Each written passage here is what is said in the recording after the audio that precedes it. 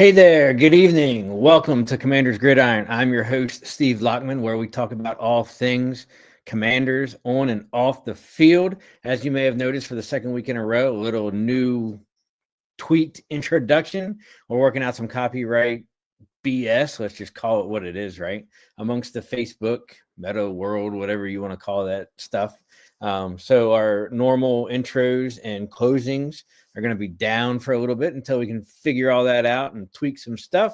So I kind of feel like I'm waiting for like the end of the world or like on a game show where, you have a minute to win it and all that good stuff. But thank you for tuning in tonight. As you can see, we'll start it off. Look at the bottom of your screen. You'll see in the gold revolving bar the topics for tonight's show, so you can keep track of what we've talked about and what is yet to come. Whether you're watching us on Facebook, YouTube, or Twitter/X, feel free to drop that comment bar in there. Questions, comments, hellos, goodbyes. My team sucks. Your team's amazing. Whatever. Some glorious banner as we go into the NFL playoffs, going into wild card weekend this coming Saturday and Sunday and Monday as well. Actually, Saturday and Sunday. So, hey, I love the comments, love the interaction. Drop some words there in your comment box. We'll get them on. We'll have a little banner back and forth as always, and we'll get moving. So, as you know, we start off the show with off the field news, and throughout most of the season, there hasn't really been a whole lot of off the field news, but every once in a while something pops up, of course, being here in the DC area for off the field news. And as we reported last 2 weeks, that, the bill for the RFK Stadium project for DC's proposal to bring the Commanders back to Washington, DC proper was passed in the 23rd hour of the night by Congress in a spending bill to get that authorized to make that happen, right? So what's the news with that now? Because we're not going to rehash all of that per se, detail by detail. That bill made it to President Joe Biden's desk yesterday, where he signed the DC Robert F. Kennedy Memorial Stadium Campus Revitalization Act. Big words for a little bill, which is a big win for Washington, D.C. and its residents. Washington can finally move forward on a new vision for hopefully what will become the new RFK site and stadium for the Washington Commanders. D.C. looks forward to being a part of that conversation, as well as the Washington Commanders, as they evaluate a future home for the Washington Commanders, which is due in about 3 years, I think is when the lease runs out for the Washington Commanders at Northwest Stadium in Landover, Maryland. So the rumor that went around actually as a result of kind of that signing and, hey, look, now that, the property has been transferred back over to DC, there's going to be lots of rumors flying, as proposals come up from Maryland, Virginia, and DC, all kinds of stuff, right? But something that kind of piqued my interest, and, it's kind of a gray area because I don't know what certain, and we'll talk about it here in a second. So let's get to the rumor, right? According to AJ Perez, the ownership group has offered to, quote unquote, ease the burden of leaving by paying for the demolition and the development of land. Now, there's a lot of speculation that was in reference to the RFK site, because technically the old stadium is being demolished as we speak. It's not 100% down yet.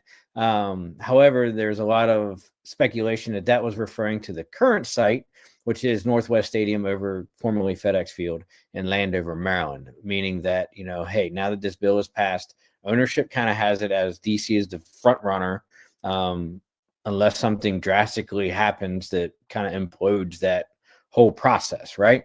But, there was some speculation and thought process that, if the Commanders leave Maryland, then they want to be able to kind of, be good stewards of the fact that they are leaving, and ease that burden by demolishing the stadium, because it's probably not going to be used anymore. It's a crappy stadium, let's be honest, and the development of that land back to the state of Maryland and PG County into something that can be more productive, right?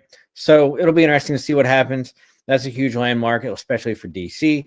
As I alluded to last week, it'll be interesting to see what kind of proposal Virginia puts forth.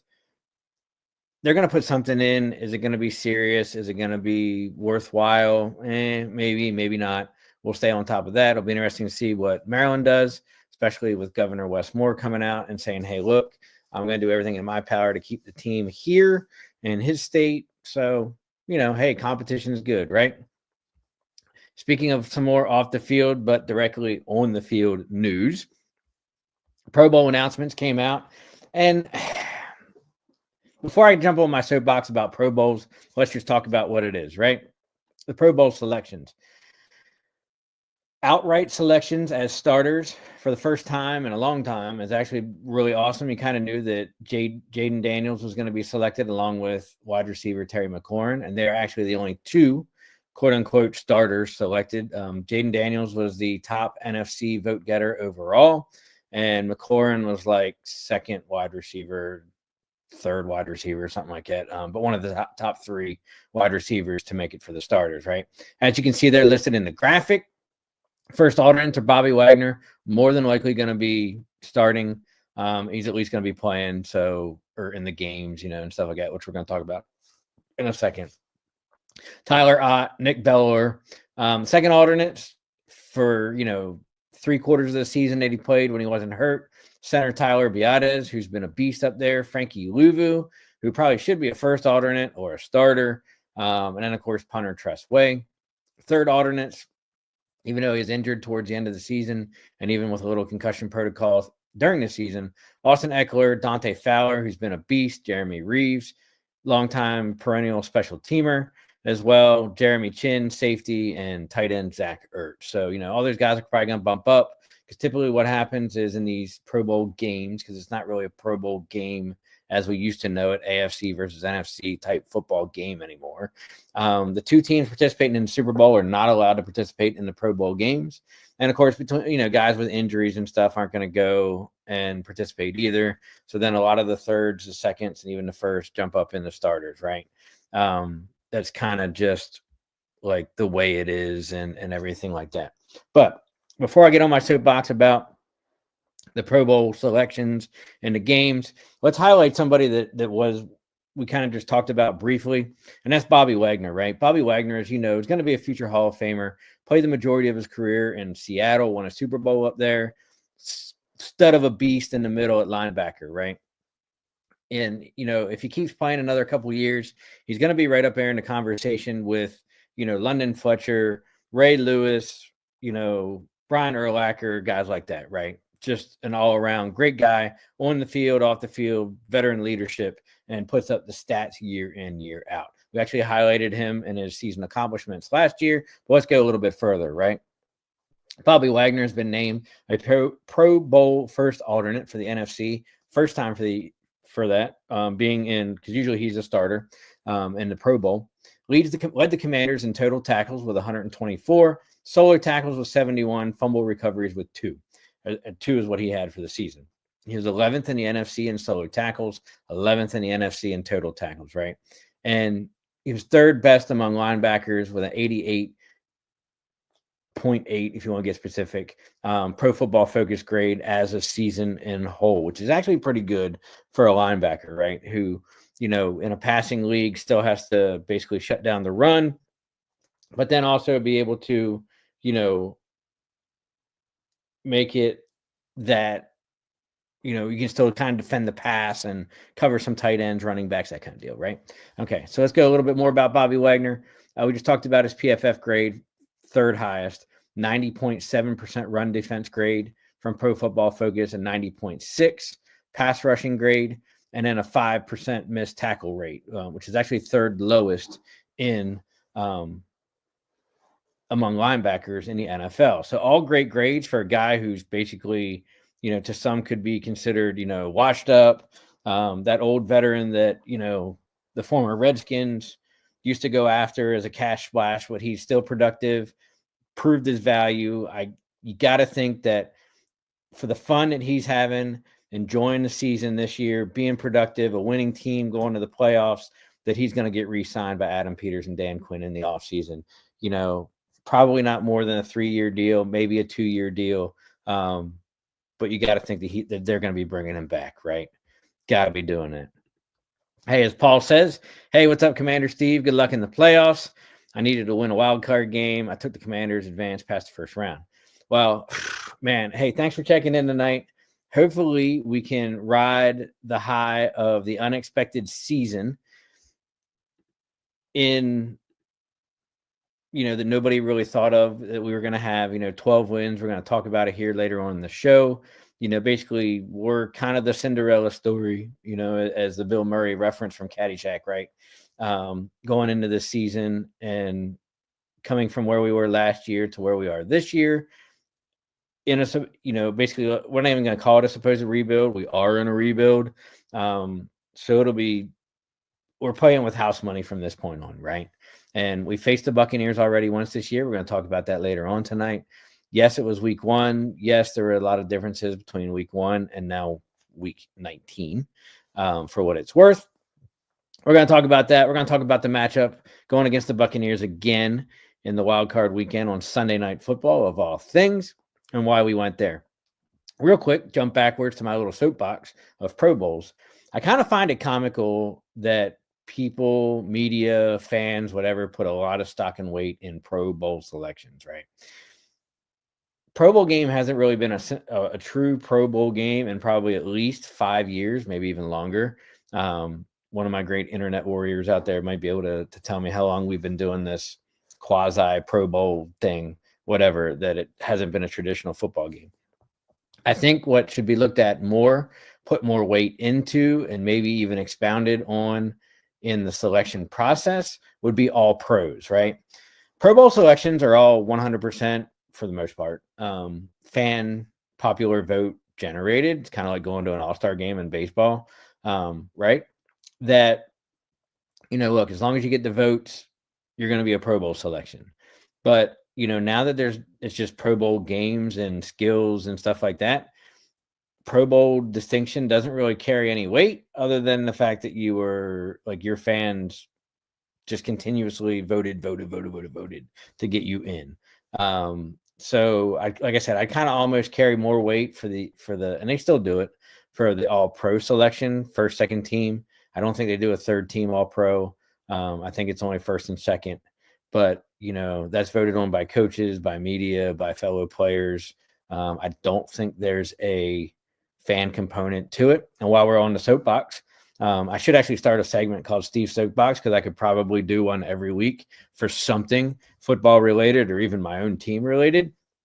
I noticed that, and it could have been like this last year, maybe even the year before, but they're actually allowing a fan component to the Walter Payton Man of the Year selection, right?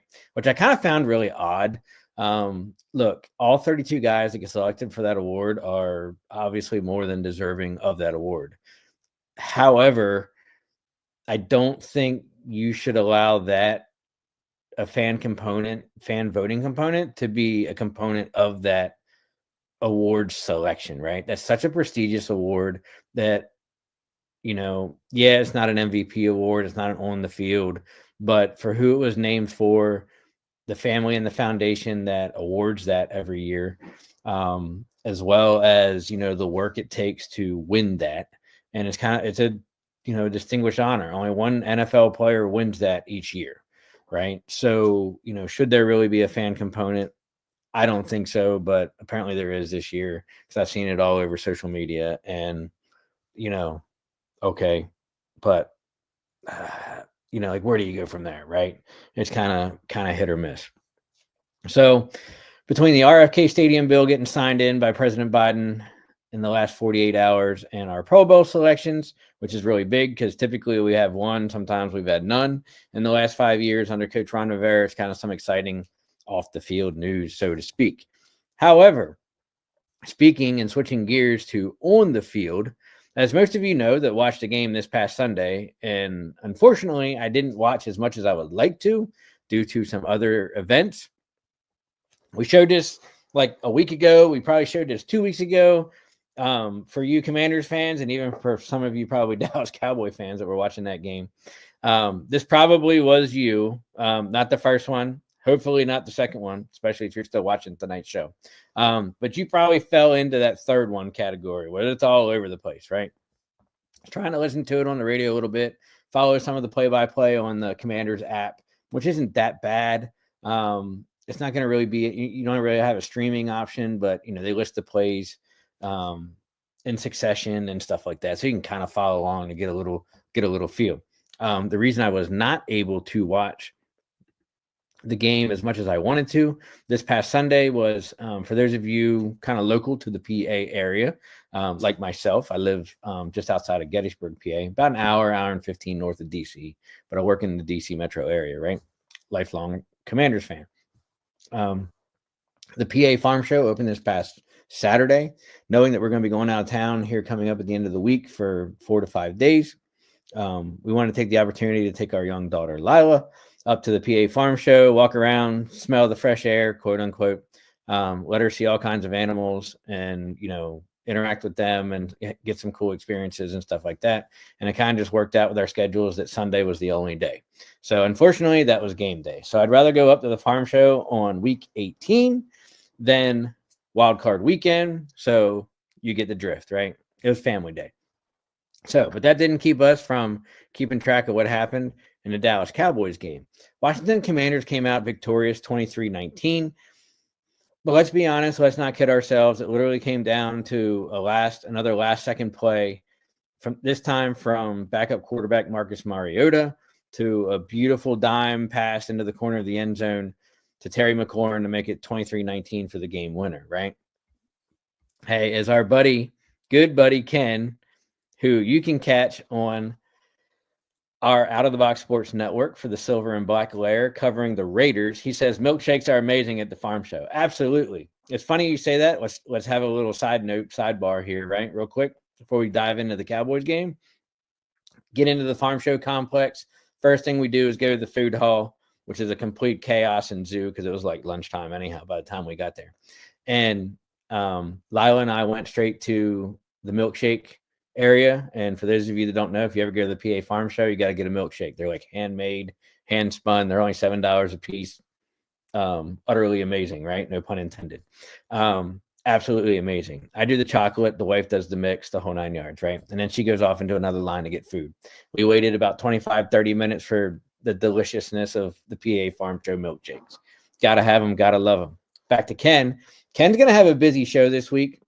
Whether you're a Raiders fan or not for Las Vegas, or just the fact that if you're a football fan, unfortunately, and I feel your pain, I feel your drama, Las Vegas Raiders announced today that they are firing coach Antonio Pierce to go along, with the other long cast of typically there's like 7 to 9 coaching vacancies on Black Monday, Black Tuesday, typically dubbed the coaching firing day, right? And as Ken kind of politely reminds me, he'll be live tomorrow morning, 9 a.m. with the Bat Cave, talking Mets. He does all kinds of shows. He does the New York Mets baseball show. He does the Las Vegas Raiders show. He does the LA Kings hockey show. He's doing the Silver and Black Layer Raiders tomorrow morning at 11 a.m. So he's going to be packed full of information, especially tomorrow morning, about the Mets. It's funny. Former Met Justin Verlander is supposedly signing a contract with the San Francisco Giants. I know it's not football related, but we're sports junkies here, right? And then, like I said, he's going to have a lot to talk about at 11 a.m. talking about them firing his coach, who's next in the carousel going out to Vegas for them, and all good stuff. So catch his program tomorrow, same platform as this, and just give him some interaction. Great content from him, right? So back to the Cowboys game. We kind of knew going into it. It's you're kind of hoping to split the series with the Dallas Cowboys, right? We already lost once at home earlier in the season. I've always said year in, year out, if you can split your division, no games, whether it's, you win at home, win on the road, whatever, if you can split it with your division and go 3-3 minimum, you're doing good. If you can sweep a divisional opponent, that's kind of just icing on the cake for your season, right? So this was kind of a big game on twofold. A, you didn't want to get swept by the Dallas Cowboys this year because we know the Dallas Cowboys kind of have been going downhill, right? It's kind of like that runaway train wreck going down the mountain when they don't have no brakes, right? Second, we are still fighting to keep our number 6 seed in the NFC playoffs. So why is that important? Because in all honesty, let's be honest, the Philadelphia Eagles are arguably one of the best teams in the NFC, behind Minnesota Vikings, who got shellacked by the Detroit Lions the other night. But between Detroit, Minnesota, and Philly, they're probably arguably the 3 best teams in the NFC. Okay? But Nobody wants to go to Philly, especially the Lincoln Financial, play the Eagles in a wild card game as your first round for the playoffs. I would rather go to either the Rams, who decided to sit everybody, and then get leapfrogged by the Buccaneers, who we're going to, and we'll preview that game here later tonight, than to go up 95 and play the Eagles for a third time this season, right? I get it. We're a good team. We're not quite the annual playoff caliber rostered team that I'd like us to be. So I think if we went to Philadelphia, as much as I love my team and I love my quarterback and some of the star players, we'll lose in the first round of the playoffs, okay? We have a better chance going down to Tampa, taking on the Buccaneers, beating the Buccaneers, and or at least going out to L.A., which was the other option before they sat half their team and basically all of their offensive starters, to take on the Rams, which I feel like we would have matched up really well with them as well. So that's kind of the 2 points of why we were doing this, right? And of course, flat out, nobody ever wants to lose to the Dallas Cowboys twice in one season. So it definitely didn't start off very good for us in the first half. There's a lot of discussion about how much the starters should play in that game. There's a lot of concern. The armchair GMs and coaches of the fans and media in the DC area here, why do you even start JD, McLaurin, and all those other guys? Just let them rest. Look, I'm a firm believer of the hot hand, especially with a rookie quarterback. You got to get as many reps in as you can. And even though the reps in the first half, because he only played the first half, weren't the prettiest, and there were a lot of drop passes from wide receivers, there were some inaccuracies from the rookie quarterback, who, by the way, as awesome as he is still just a rookie, right? Keep that in mind, folks. And then as well as, maybe some more conservative play calling from Kingsbury, especially on the offensive side, along with what has been haunting us, especially the last 4 to 5 weeks, is throw in a shitload of penalties as well. And it's kind of spelling recipe for disaster, right? So you kind of get the hint. But when you look at it, was basically kind of a game of two halves, came out, made some decent to good, better adjustments in the second half, both offensively and defensively. And we were able to at least put together a win to, cultivate that into a 12-win campaign. And we'll get into all the stats and glory about the 12 wins and where we've ranked in different statistical categories for this season as it is. But let's look at the game, right? Backup quarterback Marcus Mariota ended up finishing the game 15 of 18, 161 yards and 2 tutties to Trey Lance. Remember that name? I'm pretty sure he was the number 3 overall draft pick by the 49ers a couple years ago. I don't even remember, 2, 3, 4, whatever. He went 20 of 34 for the Cowboys, 244 yards and no tutties. Mariota was actually the leading rusher for us with 5 carries, 56 yards, 1 touchdown. And Rico was 22 carries, 72 yards and a tutty for the Cowboys. McLaurin kind of does what Terry does. Had a couple drop passes that he probably should have had in the first half. They're big, critical. But he still ended up with 8 receptions, 62 yards, and a touchdown. And Tolbert led the Cowboys with 4 receptions and 98 yards. It's interesting. Ken actually chimes in and says, hey, look, the Commanders have a chance to surprise a lot of people. Everyone talking about Philly, Detroit, and Minnesota. And he thinks they're overlooking our favorite team, the Commanders, right? Man, I'll tell you what, you got to think that, like I said, we're kind of playing with that house money. We got nothing to lose. Nobody's picking us.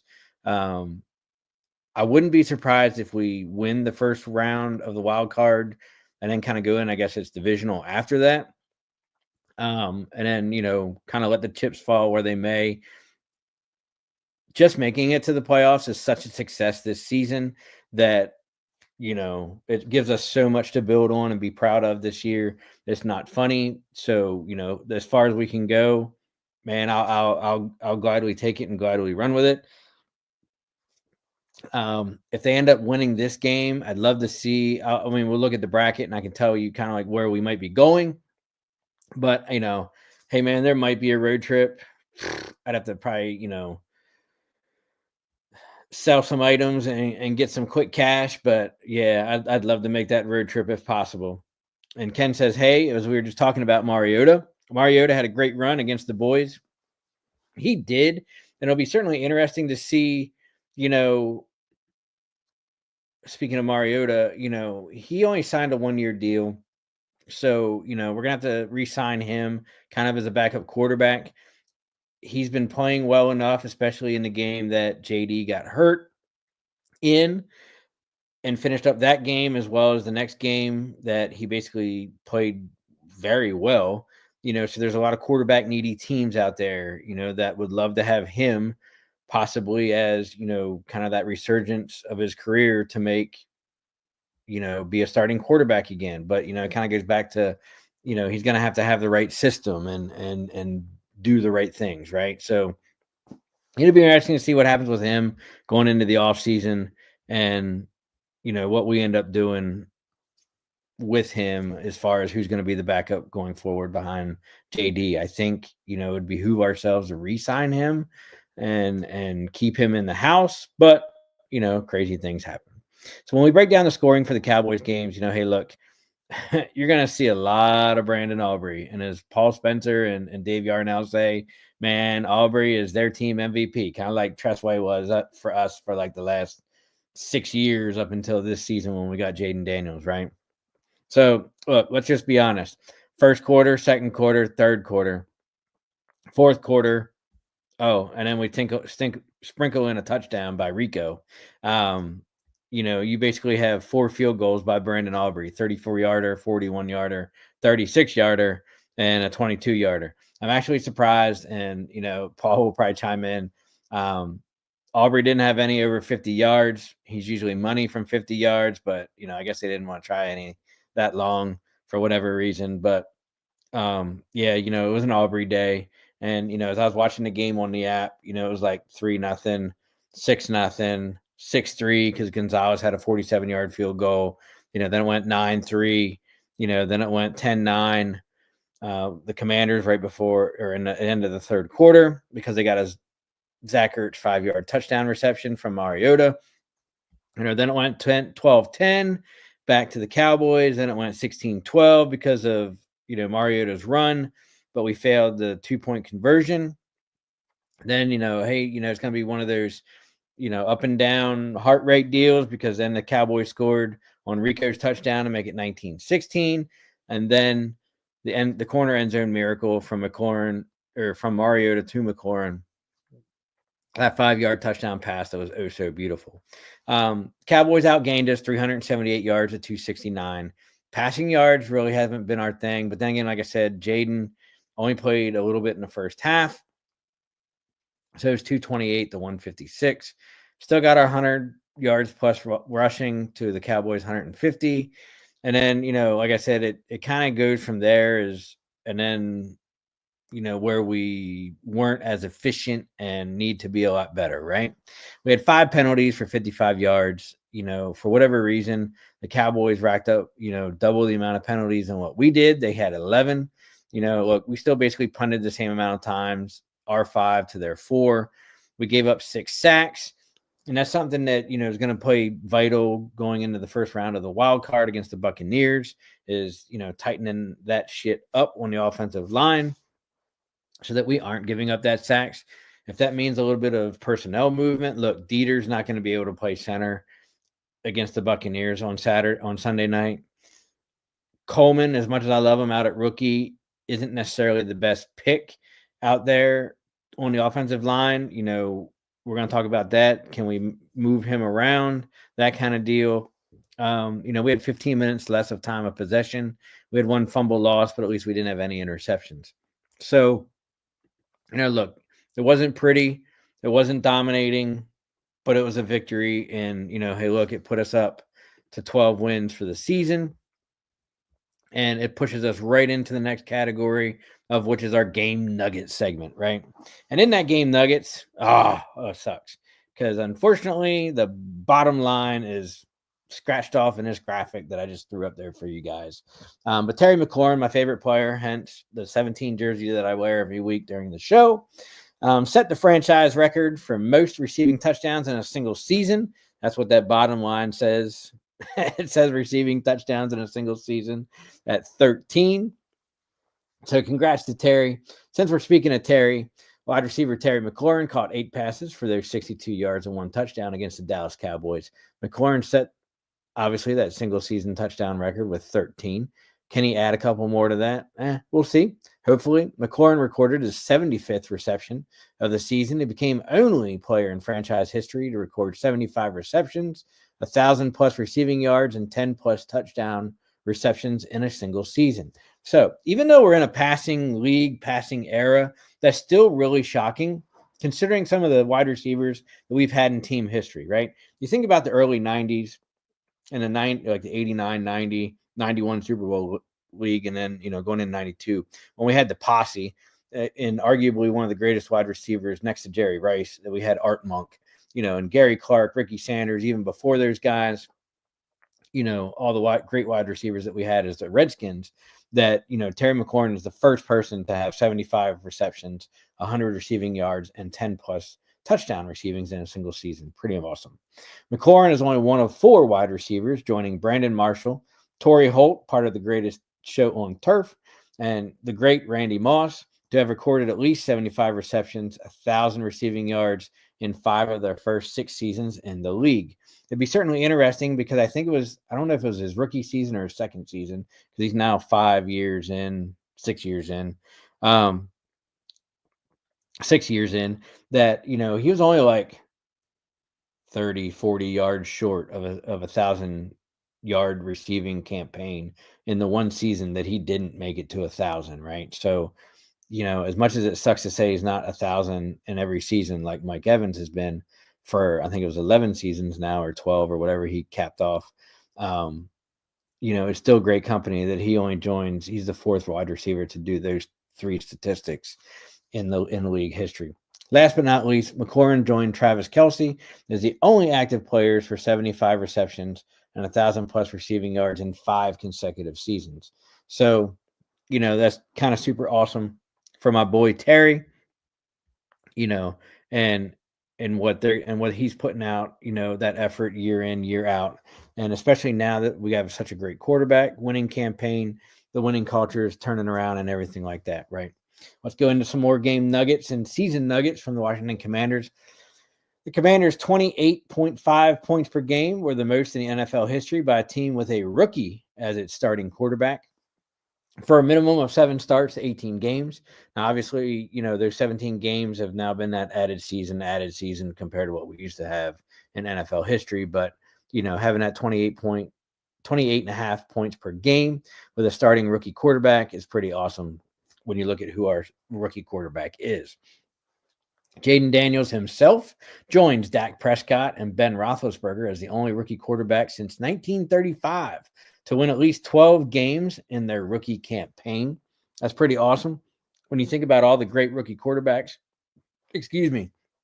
we've had annually in the NFL.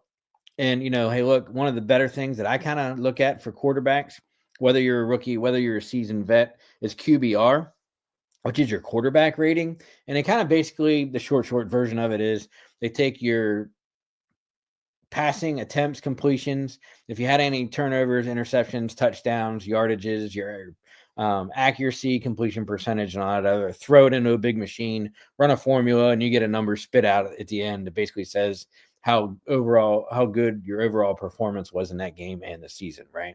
So, but that's kind of what it is. But it gives you a better overall picture than just saying, hey, look, these quarterbacks are the best in throwing yardages, or these are the best in completion percentage, or these are the best in just completions, that kind of deal. So this is kind of like overall that great picture.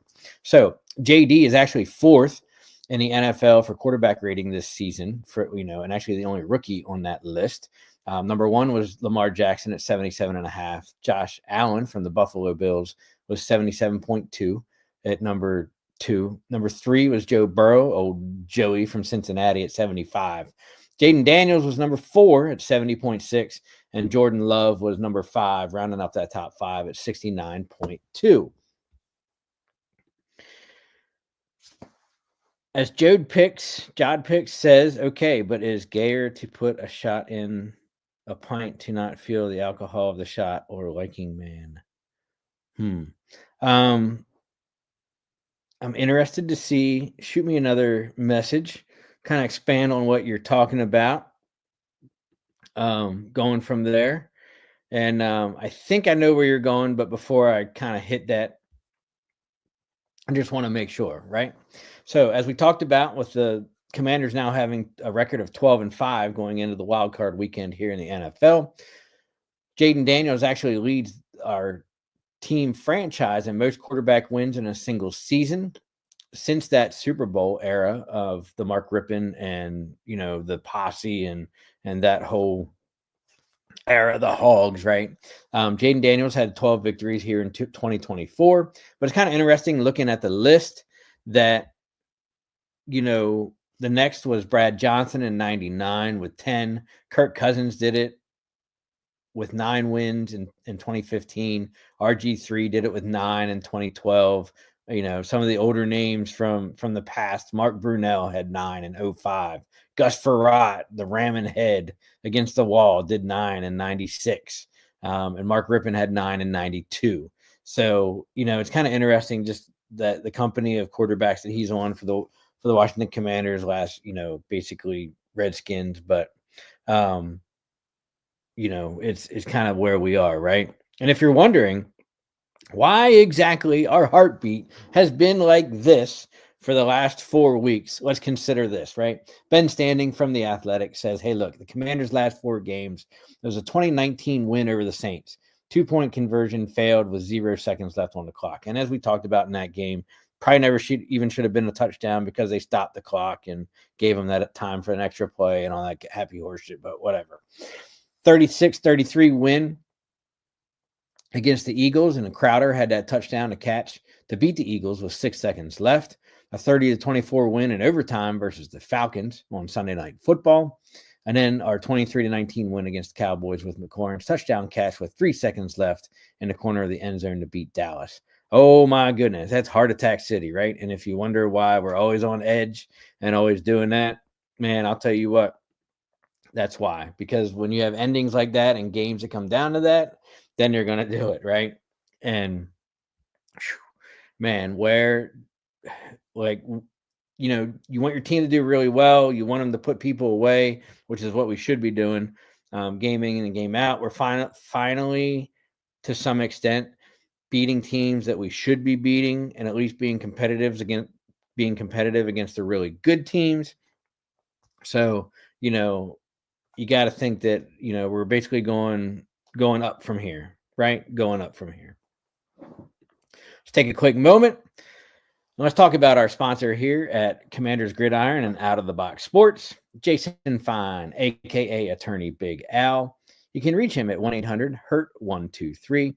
Jason Fine, a.k.a. Attorney Big Al, specializes in motor vehicle accidents, slips and falls, workers' compensation, personal injury claims, with 3 convenient office locations throughout Pennsylvania and New Jersey, with 1 located in Philadelphia, 1 in Pittsburgh, PA, and 1 in Cherry Hill, New Jersey. Remember, if you don't win, he doesn't collect. For legal advice and legal representation, reach out to Jason Fine, that's a.k.a. Attorney Big Al, at 1-800-HURT-123. As we go into the second half of tonight's show, you see us, the topic bar scrolling across the bottom there. We just talked about basically a ton of game nuggets, kind of as we always do. And, next up is basically where do we go from here, right? And that is our wild card weekend against the Tampa Bay Buccaneers. So it's kind of small, maybe a little bit condensed, but we're going to focus on the right-hand side of this graphic here, and we are stuck in the middle, hence the big burgundy W, right? Going against the Buccaneers, the pirate flag there as we travel down to Tampa and Raymond James Stadium, the big pirate ship for this weekend's game against the Buccaneers. Keep in mind that Washington's last playoff game was against the Bucs in 2020. Washington's last playoff win was against the Bucs in 2005. And Washington's next playoff game will be against, ding, ding, ding, ding, ding, you guessed it, the Tampa Bay Buccaneers on Sunday night. Now, it was kind of interesting because when you look at the graphic of the games and who's playing and how they're scheduling, right? They basically said, hey, look, we're putting the Ravens and Steelers on Saturday. We're putting this game on Saturday. So then it's like, okay, well, who you putting where? So they're obviously dropping the Minnesota and Rams to prime time, right? Kind of didn't think that we were going to get a primetime playoff game, kind of being the number 6 seed. But, I guess the excitement of a rookie quarterback and, the fact that the Buccaneers jumped up a seed and, that matchup kind of left, when you looked at who was left, okay, do you put Green Bay and the Eagles on prime time? Like who are you moving around, right? To get that matchup. And it kind of, left us with where we are. You know, as far as the matchups on for this coming weekend's wild card schedule. So when you look at the Buccaneers, there's two things we're going to look at, right? We look at this past week's Buccaneers game. They beat the New Orleans Saints. Look, the Saints are banged up. They got a lot of guys on IR. They were still trying to somewhat play for some pride, audition tape for next season, and try to go 6-11, but they ended up with their loss going 5-12. They fell to the Buccaneers 27-19. So, look, it's been an up and down second half of the year since Derek Carr got hurt for the Saints. But Baker Mayfield kind of does what Baker Mayfield needed to do. He went 21-32 for 221, 2 touchdowns and an interception. Mayfield is kind of going to be on the same level as like a Jameis Winston. Hey, look, like you're going to get some production out of him, right? You're going to get some touchdowns. You're going to get some scrambling. You're going to get some good completions.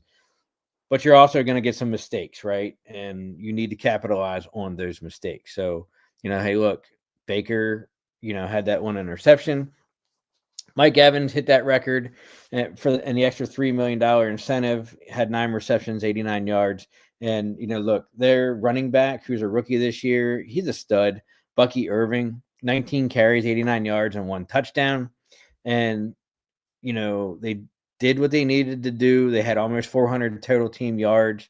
Baker only had 216 yards passing, 180 yards rushing, and they put together somewhat of a good game. No fumbles, controlled the time of possession against the Saints, which, any team kind of wants to do, so they can control that momentum, control that process of gameplay, whether they're going fast, whether they're going slow.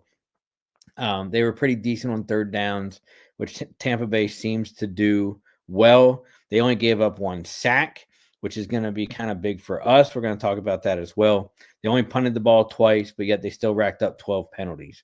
So, it'll certainly be interesting to see, how we can match up. Now, one of the other things that I like to do as well is, we look at, use it for some comparison, but not a whole lot of comparison, right? Is we already played the Buccaneers once this year, and that was week 1, where we started out 0-1. Obviously, the Buccaneers were 1-0 because they beat us 37-20.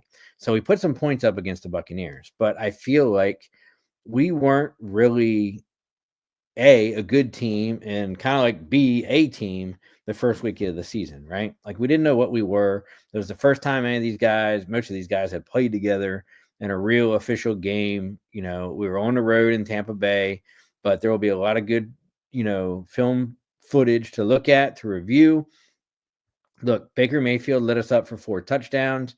Bucky Irving had 62 yards. We're going to need to hold him to basically that kind of same performance from them.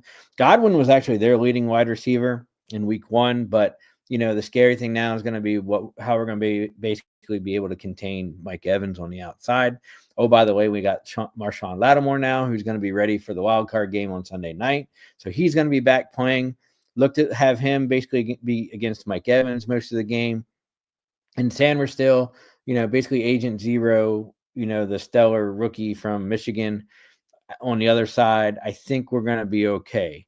Throw in a little bit of Chin as the safety, and as long as we don't give up big plays and long passes and the glorified touchdowns, I think we're going to be okay. And it's going to help us put together a recipe for success against the Buccaneers, right? So it'll certainly be interesting to see what happens, how we attack it, and kind of go from there. So the Commanders' biggest concern going into the playoff game against Tampa Bay should be our inability to run the ball. That's right, our inability to run the ball. Over the last 4 games, Washington's running backs ran 66 times for 206 yards. That's basically 3.1 yards per carry. We were saved by basically the fact that we have Jaden Daniels, who rushed for 357 rushing yards himself from the quarterbacks. And actually, I think that kind of includes Mariota's like 50 yards rushing against Dallas as well. But Brian Robinson's last 4 games were 48 rushes and 2.8 yards per carry. Now we are getting Austin Eckler back from concussion protocol and an extra week of rest going against Tampa Bay.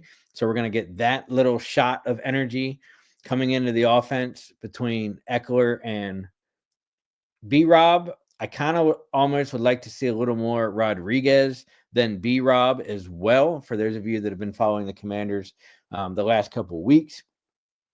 So, I don't know if Rodriguez should get the start over Brian Robinson, but I definitely think he needs to get mixed in more. You're going to see Eckler in more on seconds and third downs because he's a better receiving back out of the backfield, but not necessarily as big of a run blocker, which is kind of where Rodriguez excels among the 3, right? Follow me so far? All right, let's keep going. Talking about the offensive line, we talked about it earlier. I'm hoping, praying to God that Tyler Biadasz is going to be ready to go on Sunday night against the Buccaneers, because if Dieter is starting and or plays somewhat in the game against Tampa, we're going to lose that game. Dieter, unfortunately, is the backup center, and I get it. It's there's only so many professional football players in the world, and he's basically one of the best 64 centers because there's 2 of them on every team. But that dude is straight up garbage. Okay.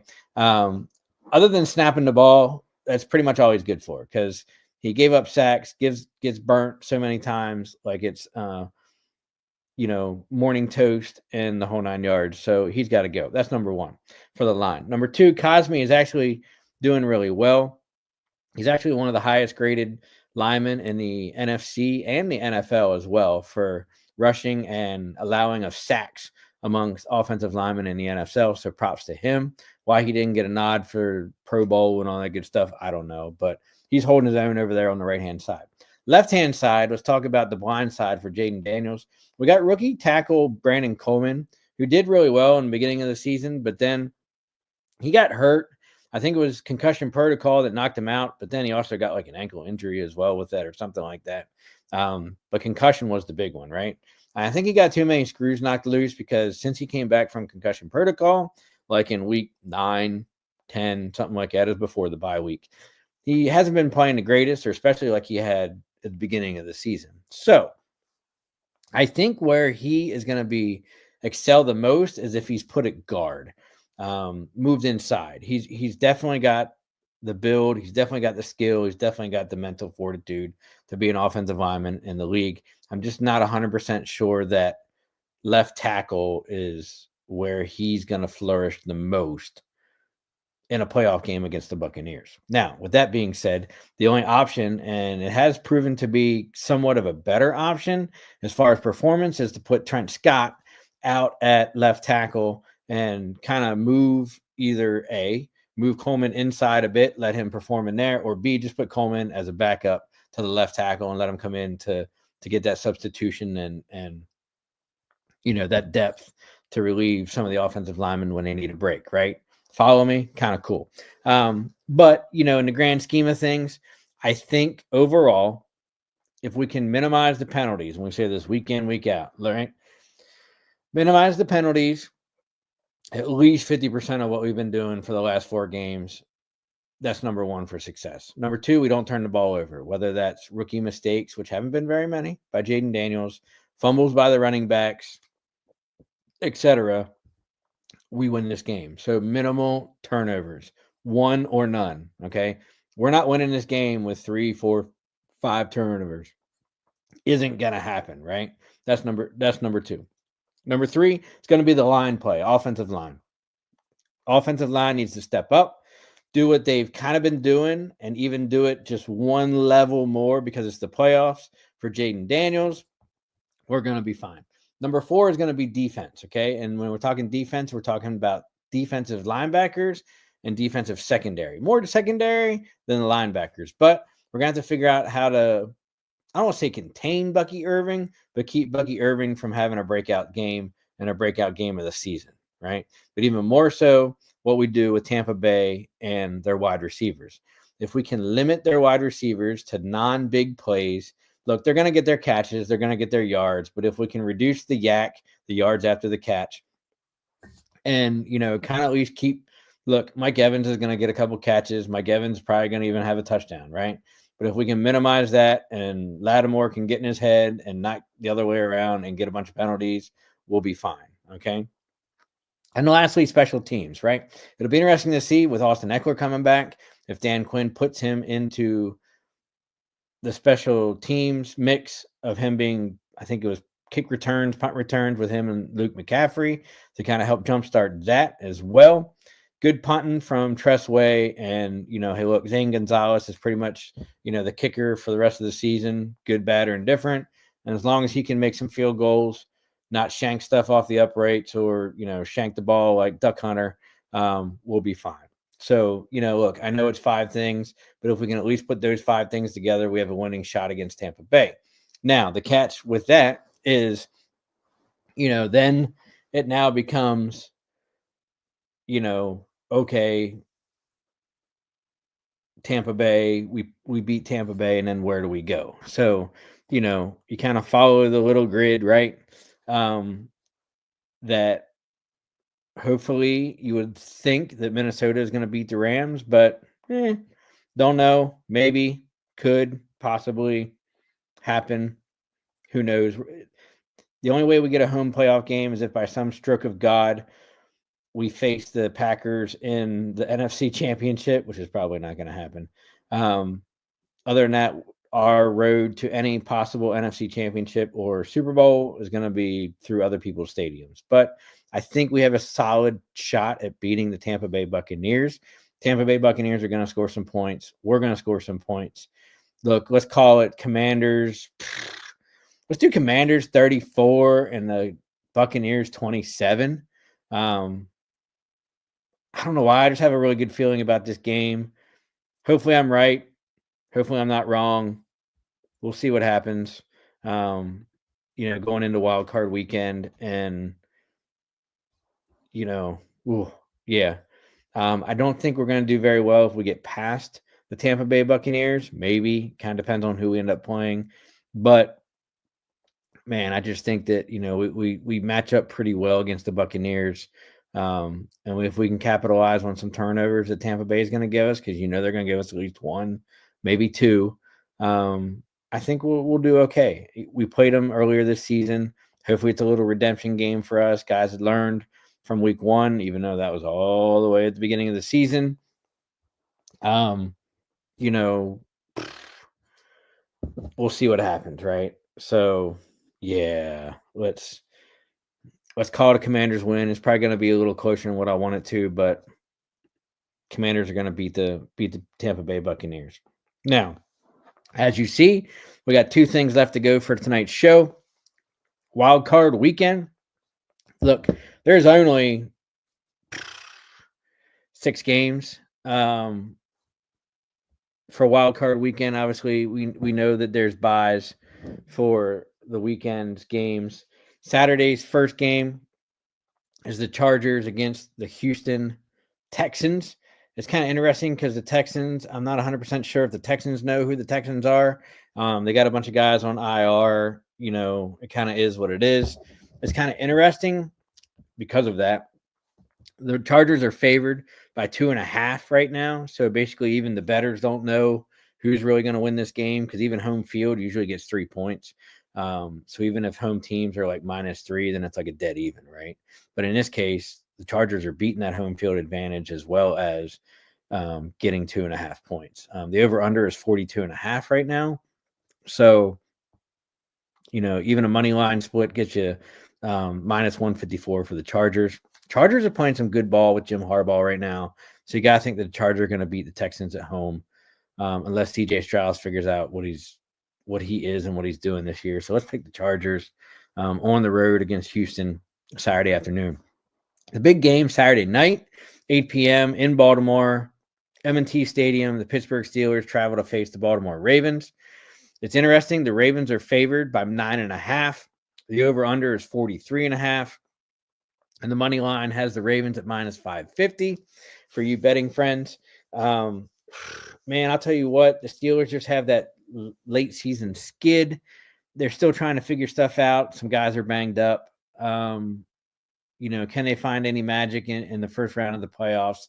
I don't think so. That monster of Baltimore between Lamar Jackson, arguably, basically the MVP front runner at this point, and Derrick Henry and all those other guys. Now it'll be interesting to see if Zay Flowers plays. I haven't really seen anything or followed too much about them on the injury report after last week's game, but Baltimore's still going to pull it out against the Steelers on Saturday night.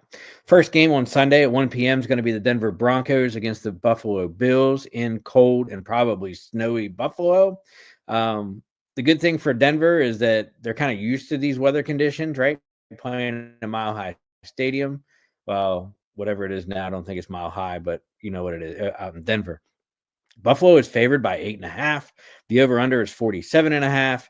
Buffalo's on the money line at minus 460. You got to think that Josh Allen and company at home with the Bills Mafia are going to take care of rookie quarterback Bo Nix. It might be a closer game than people think, maybe even closer than that 8.5-point spread. But I think the Buffalo Bills figure out a way to get it done. The afternoon game on Sunday is Green Bay travels to Lincoln Financial to take on the Philadelphia Eagles. Eagles are favored at 4.5, basically half the point spread of the Buffalo-Denver game. Over-under on that game is 45.5, so slightly less than the previous game. And the money line has now set at minus 215 for the Eagles. I just think that the Eagles have too much of a rounded roster for the Packers to overcome. I know Jordan Love got hurt in the game last week. He probably will be ready to go. Jalen Hurts, Kenny Pickett are going to be back for the Eagles on Sunday, so that's not a concern for them. Saquon Barkley got rested last week, so he'll be ready to go. Jordan Love has to go and has to be basically 100% for the Packers to have any chance, but I think the Eagles are going to take it, and they're probably even going to hit the spread on this one. As I said, hey, Sunday Night Football, Washington Commanders against the Tampa Bay Buccaneers. Right now, the Buccaneers are only favored at minus 3, so basically the home field advantage only for this game. Over-under is 50.5 points, which would actually put me in my prediction over to that. I said the Commanders are going to win 34-27. Right now, the Buccaneers are favored on the money line at minus 158, and there's only a minus 3-point spread. But, man, it's basically too close to call for a lot of people on that, including the bettors. Sunday night game is actually going to be the Minnesota Vikings at the Los Angeles Rams. This game's actually closer than the Commanders-Buccaneers game. The Minnesota Vikings are actually favored at minus 1.5. The over-under is 47.5 for this game right now. Look, we still got like 4 days of betting, and these lines are going to move between now and Saturday and Sunday. They always do. But right now, the money line is the Minnesota Vikings at minus 118.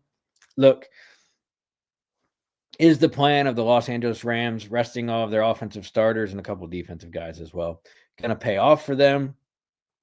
Or is that bye week and a little bit of rust going to prove detrimental to them and the Minnesota Vikings? Minnesota Vikings, I think, got something to prove after last week's game against the Detroit Lions. They got 14 wins for a reason.